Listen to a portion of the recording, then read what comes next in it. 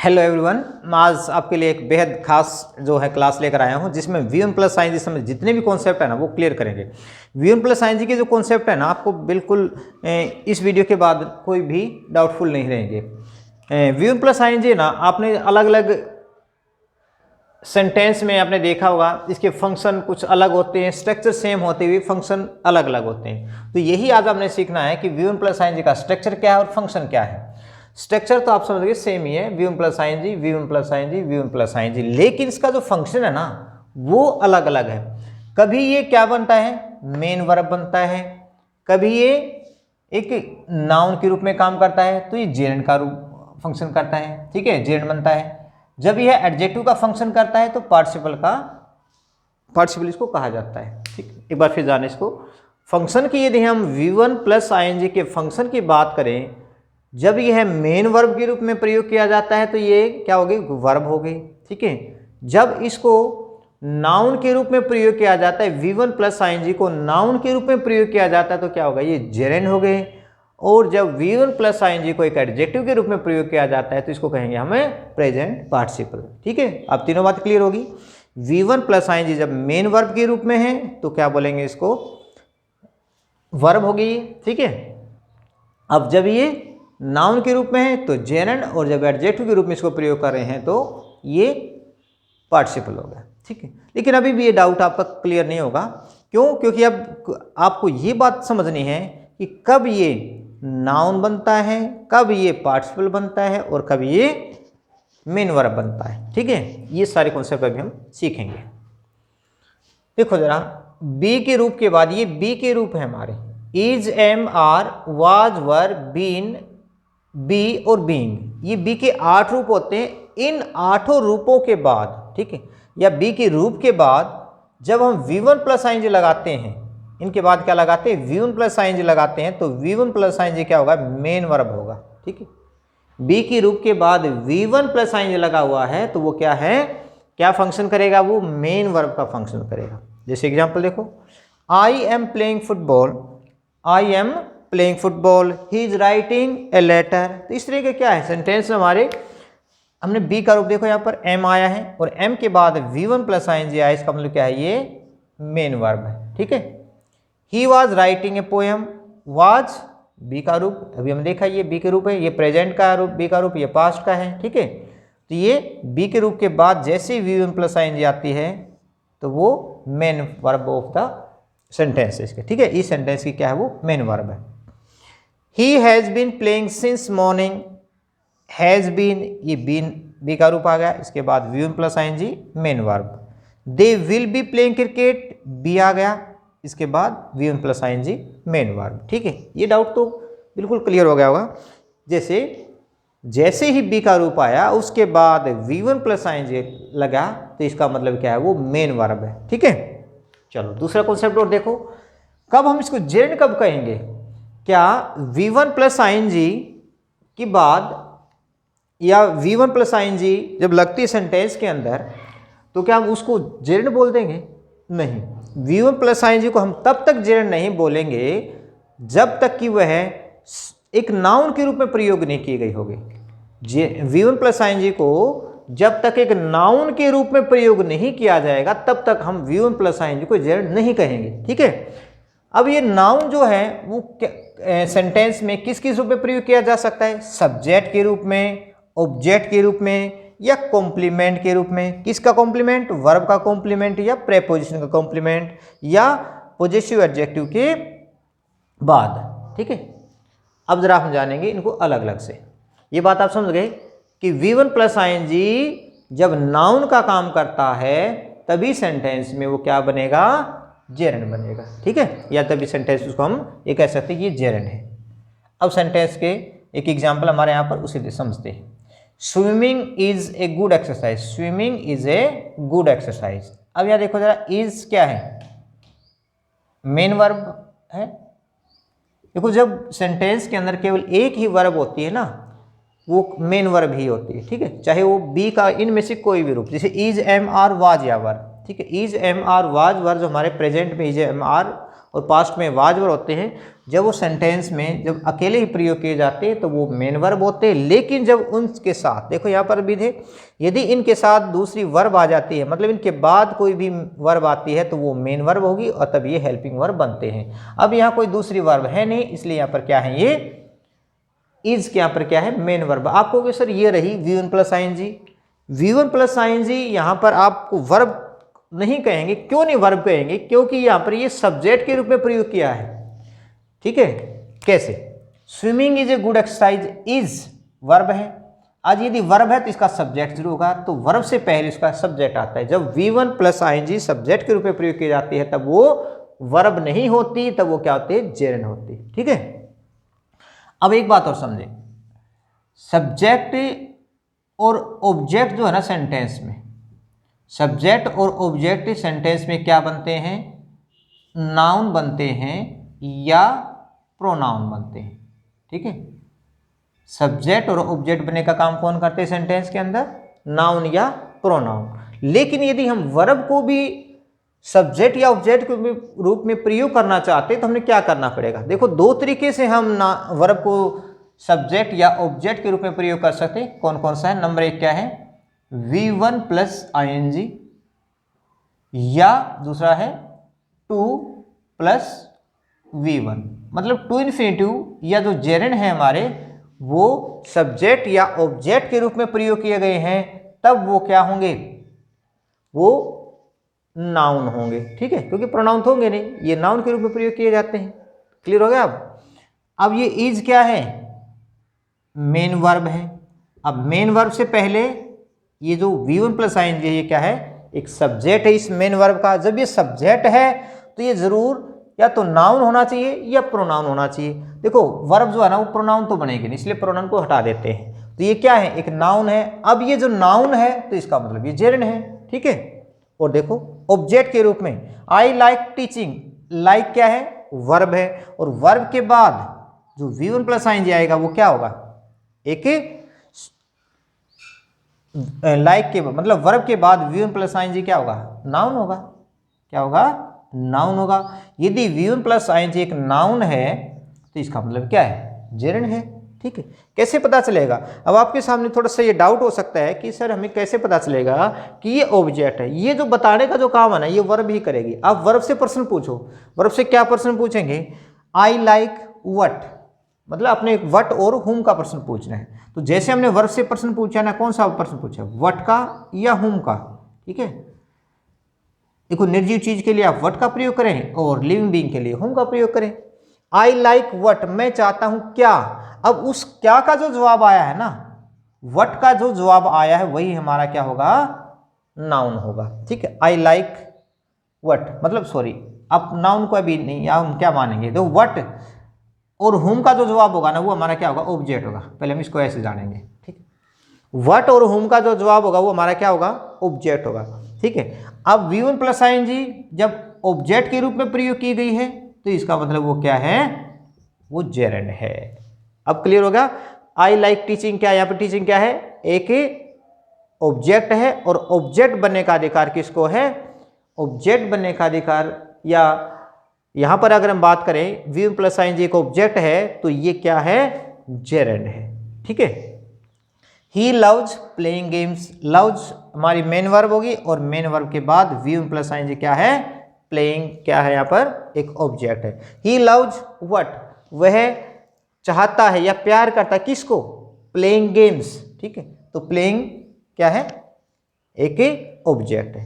अब V1 plus ING एक object के रूप में प्रयोग की गई है तो वो क्या हो गई, जेरंड हो गई। ठीक है, कॉम्प्लीमेंट ऑफ द वर्ब और प्रेपोजिशन। देखिए, वर्ब का कॉम्प्लीमेंट या प्रेपोजिशन का कॉम्प्लीमेंट भी ये हमारी V1 प्लस ING बन सकती है। ठीक है, कैसे, देखो जरा, यहां पर देखो सेंटेंस में इज क्या है, वर्ब है। सीइंग इज बिलीविंग, तो इज के बाद ये V1 प्लस ING एक इसका कॉम्प्लीमेंट है, सीइंग इज बिलीविंग। ठीक है, कॉम्प्लीमेंट वो होता है जो पूरक, वैसे हिंदी होती है इसकी पूरक, लेकिन आप पूरक से और ज़्यादा उलझ जाओगे कि पूरक क्या होता है। देखो, जो भी सब्जेक्ट की जानकारी दे वो सब्जेक्ट कॉम्प्लीमेंट हो गया। जो ऑब्जेक्ट के बारे में जानकारी देगा तो ऑब्जेक्ट कॉम्प्लीमेंट होगा, जो वर्ब के बारे में जानकारी देगा वो वर्ब कॉम्प्लीमेंट हो गया। ठीक है, तो यहाँ पर ये किस रूप में प्रयोग किया गया है, वर्ब के कॉम्प्लीमेंट के रूप में। ठीक है, सीइंग इज, उसके बाद बताएंगे क्या देखा, क्या देखकर, तो सीइंग इज बिलीविंग। ठीक है, देखना ही विश्वास करना है। ही इज फॉन्ड ऑफ, अब मैंने यहाँ बताया प्रेपोजिशन का भी ऑब्जेक्ट के रूप में हम जेरेंड का प्रयोग कर सकते हैं। तो प्रेपोजिशन के ऑब्जेक्ट के रूप में केवल और केवल हम क्या लगाएंगे, प्रेपोजिशन का जो ऑब्जेक्ट होता है, प्रेपोजिशन के बाद केवल और केवल एक ऑब्जेक्ट आता है।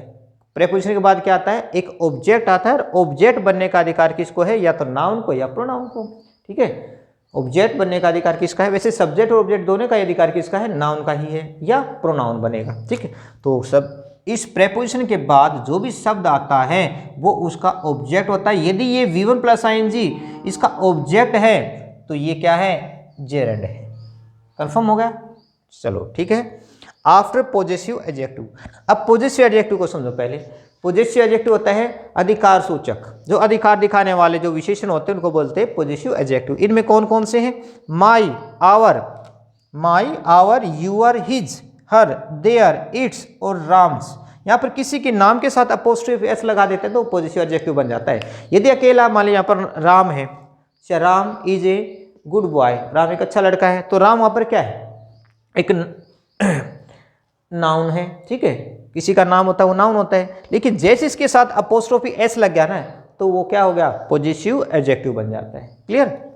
अब देखो जरा यहाँ पर हम सेंटेंस में देखेंगे कि V1 प्लस ING आया है तो उससे पहले कोई ना कोई पॉजेसिव एडजेक्टिव जरूर होगा। पॉजेसिव एडजेक्टिव के बाद ही V1 प्लस ING का प्रयोग हम किस रूप में कर सकते हैं, जेरेंड के रूप में। ठीक है, I don't like his coming late, तो हिज क्या है, possessive adjective. Ram telling a lie, तो राम्स पॉजेसिव एडजेक्टिव होगा। उसके बाद V1 प्लस ING क्या हो गए, जेरेंड होगा। ठीक है, तो आपने अभी जाना कि जो जेरेंड है जिसको हम V1 प्लस ING के रूप में प्रयोग करते हैं वो या तो सब्जेक्ट के रूप में होगा या ऑब्जेक्ट के रूप में होगा, तब ये क्या कहलाएगा, जेरेंड कहलाएगा। लेकिन इसके साथ साथ यदि वह वर्ब का कॉम्प्लीमेंट है या प्रेपोजिशन का कॉम्प्लीमेंट है तब भी ये जेरेंड होता है, या पॉजेसिव एडजेक्टिव। ठीक है, इन चार जो हमारे ये जो पॉइंट्स हैं, सब्जेक्ट के रूप में, ऑब्जेक्ट के रूप में, कॉम्प्लीमेंट ऑफ वर्ब या कॉम्प्लीमेंट ऑफ प्रेपोजिशन या आफ्टर पॉजेसिव एडजेक्टिव, इन चारों पॉइंट्स के बाद ही, या इन चारों के कॉन्सेप्ट जो हमने सीखे अभी, इन चारों जो इनके फंक्शन हैं तभी ये नाउन का काम करेगा। इनके बाद V1 प्लस ING लगती है सब्जेक्ट के रूप में, ऑब्जेक्ट के रूप में, कॉम्प्लीमेंट के रूप में, पॉजेसिव एडजेक्टिव के बाद, तो इसका मतलब वो डेफिनेटली निश्चित रूप से क्या होगा, वो जेरेंड होगा। ठीक है, अब आते हैं प्रेजेंट पार्टिसिपल के ऊपर। अब प्रेजेंट पार्टिसिपल का फंक्शन क्या है, ठीक है, ये एडजेक्टिव बनने का काम होता है, एडजेक्टिव का होता है ये। एडजेक्टिव मतलब विशेषण, और विशेषण कब बोलते हैं, किसी भी, देखो नाउन से पहले, नाउन विशेषण क्या होता है, नाउन की विशेषता बताने वाला शब्द विशेषण होता है। जो नाउन के बारे में एडिशनल कोई भी जानकारी जोड़ता है या कोई भी जानकारी हमें देता है, अतिरिक्त जानकारी देने वाला शब्द क्या कहलाता है, एडजेक्टिव कहलाता है। तो नाउन से पहले जो भी शब्द आता है वो क्या कहलाएगा, एडजेक्टिव कहलाएगा। ठीक है, क्या होगा, ये एडजेक्टिव। अब यदि नाउन से पहले V1 प्लस ING आया है, क्योंकि प्रेजेंट पार्टिसिपल में क्या होता है, V1 प्लस ING, तो नाउन से पहले यदि V1 प्लस ING आया है तो इसका मतलब वो क्या होगा, एडजेक्टिव होगा। अब ये एडजेक्टिव है V1 प्लस ING तो ये क्या है, प्रेजेंट पार्टिसिपल है। ठीक है, अब हमें सेंटेंस में क्या देखना है कि हमारा नाउन कहाँ है। सेंटेंस में सबसे पहले हम नाउन पर आते हैं। द टाइगर क्या है, एक नाउन है। अब ये टाइगर नाउन है तो इस नाउन से पहले जो V1 प्लस ING आया है वो क्या है, इस नाउन की विशेषता तो बता रहे हैं। सीइंग द टाइगर, चीते को देखकर, ही रेन अवे, वह भाग गया। अब आप थोड़े से अगर हिंदी का और सहारा लेना चाहें तो हिंदी में आप ऐसे जानेंगे, हुआ या हुई या कर या करके।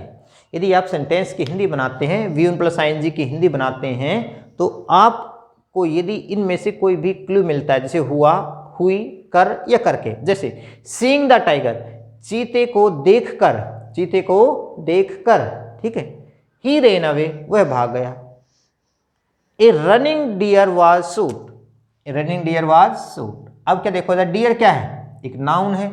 अब नाउन से पहले V1 प्लस ING आया है तो वो क्या है, नाउन की विशेषता बताने वाला शब्द है। तो नाउन की विशेषता बताने वाला शब्द है तो एडजेक्टिव है, और एडजेक्टिव V1 प्लस ING एक एडजेक्टिव है तो क्या कहलाएगा वो, प्रेजेंट पार्टिसिपल। ठीक है, अब जरा इसकी हिंदी बनाएं। इनमें से अगर देखें तो ए रनिंग डियर, एक दौड़ता हुआ, क्या आया, हुआ आया ना, एक दौड़ता हुआ, एक दौड़ता हुआ डियर, एक दौड़ता हुआ जो हिरन है वाज शूट, उसको शूट किया गया।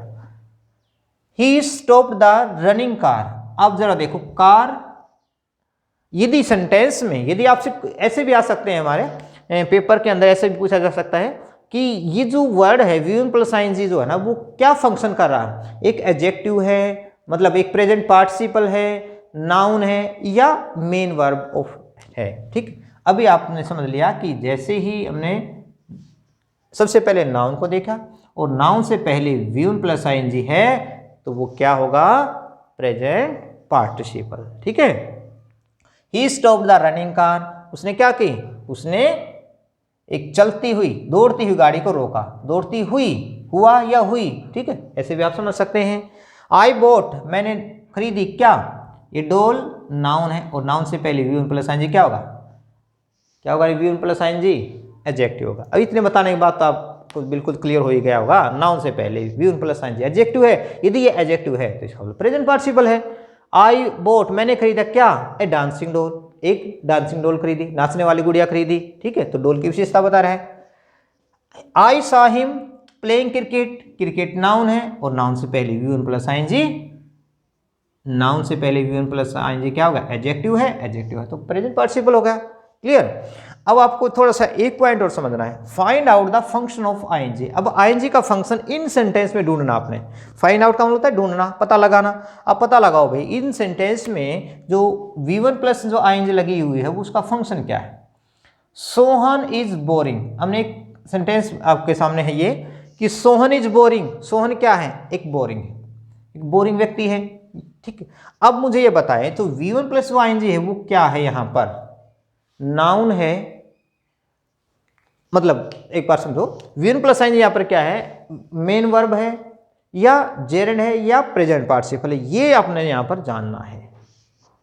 अब एक बात मैं इससे संबंधित बता देता हूं, यदि V1 प्लस ING इस जो हमारे यहाँ पर जो सब्जेक्ट होता है केवल उसकी जानकारी देने वाला शब्द हो, फिर सुनो, यदि V1 प्लस ING केवल ये जो सब्जेक्ट की जानकारी देता है तो ये V1 प्लस ING एक एडजेक्टिव होगा। ध्यान से सुनना, ये क्या होगा, एक एडजेक्टिव होगा। अब इस सेंटेंस को जरा हम इस रूप में देखेंगे कि क्या ये एडजेक्टिव है या नहीं है, या इसकी जानकारी दे रहा है या नहीं दे रहा है। सोहन इज बोरिंग, सोहन कैसा है, एक बोरिंग व्यक्ति है। तो क्या वो सोहन की किसी एक्शन को बता रहा है, नहीं, एक्शन तो नहीं बता रहा, वो तो सोहन की जानकारी दे रहा है कि सोहन व्यक्ति कैसा है, कि उसका स्वभाव कैसा है। ठीक है, तो उसके बारे में ही जानकारी देते हैं। यदि V1 प्लस ING सब्जेक्ट की जानकारी दे, यदि V1 प्लस ING सब्जेक्ट की ही जानकारी दे तो इसका मतलब V1 प्लस ING क्या होगा, एक एडजेक्टिव होगा। क्लियर। दूसरे सेंटेंस पर आते हैं, सोहन इज प्लेइंग। अब ये जो प्लेइंग जो शब्द है, क्या वो सोहन के बारे में जानकारी दे रहा है कि सोहन कैसा है, नहीं, वो तो सोहन के एक्शन को बता रहा है। तो ये बात आप जाने कि यदि V1 प्लस ING सब्जेक्ट के एक्शन को बताता है, किसको बताता है, सब्जेक्ट के द्वारा किए गए एक्शन को बताता है, तो V1 प्लस ING यहां पर क्या होगा, एक मेन वर्ब होगा। ठीक है, क्लियर होगा। V1 प्लस ING यदि केवल सब्जेक्ट के बारे में जानकारी देने वाला है तो वो होगा एडजेक्टिव। यदि V1 प्लस ING सब्जेक्ट के एक्शन को बताता है, सब्जेक्ट के द्वारा किए गए किसी एक्शन को बताता है, तो वहां पर ये क्या होगा, मेन वर्ब होगा। ठीक है, या ये है मेन वर्ब। यहां पर आप क्लियर हो गया, ये मेन वर्ब कैसे बना, क्योंकि ये तो सोहन के एक्शन को बता रहा है। सोहन क्या कर रहा है, प्लेइंग कर रहा है, तो इसका मतलब ये मेन वर्ब है यहाँ पर, और ये बोरिंग यहाँ पर क्या है, एडजेक्टिव है। ठीक है, अगर एक और सेंटेंस देखो, द पेपर वाज कंफ्यूजिंग। अब ये कंफ्यूजिंग जो शब्द है ना वो क्या है भाई, ये जेरेंड है या मेन वर्ब है या प्रेजेंट पार्टिसिपल है। द पेपर वाज, पेपर कैसा था, कंफ्यूजिंग था। क्या ये कन्फ्यूजिंग किसी एक्शन को बता रहा है? नहीं, एक्शन को तो नहीं बता रहा है। किसको बता रहा है फिर? ये पेपर की जानकारी दे। पेपर कैसा था? कन्फ्यूजिंग था। यदि हम कन्फ्यूजिंग के स्थान पर कोई दूसरा एडजेक्टिव लगाते हैं, जैसे the paper was easy, the paper was difficult, the paper was tough, तो तब भी तो एडजेक्टिव होगा। तो यदि हम V1 प्लस आईएनजी को एडजेक्टिव के रूप में प्रयोग करते हैं, इसका मतलब क्या है? वो प्रेजेंट पार्टिसिपल है। ठीक है, तो ये बात क्लियर हो गई कि जो भी V1 प्लस आईएनजी केवल सब्जेक्ट की जानकारी देने वाला होगा तो वहाँ पर उसमें वो क्या होगा? ये एडजेक्टिव होगा। द पेपर वाज बर्निंग, अब जो कागज़ को जलने की बात की जा रही है, कागज़ जल रहा था, कागज़ से जल रहा था, तो पेपर का एक्शन बताया ना, तो क्या होगा इसमें? ये वर्ब है। ठीक है, ये बर्निंग क्या हो गई? मेन वर्ब हो गई। क्लियर हो गया? तो ये थे हमारे V1 प्लस आईएनजी संबंधी कॉन्सेप्ट। और बिल्कुल मुझे विश्वास है कि ये जो आपके ये कॉन्सेप्ट जितने भी मैंने आपको समझाए हैं वो अच्छे से आपको समझ में आ गए होंगे। इसके बाद, इस क्लास के बाद आपके V1 प्लस आईएनजी संबंधी जितने भी डाउट्स होंगे वो बिल्कुल क्लियर हो गए होंगे। यदि फिर भी आपका कोई डाउट रहता है तो आप कमेंट बॉक्स में लिखो, और जितना भी मुझसे पॉसिबल बन पाएगा मैं आपके डाउट को क्लियर करूँगा। धन्यवाद वीडियो देखने के लिए।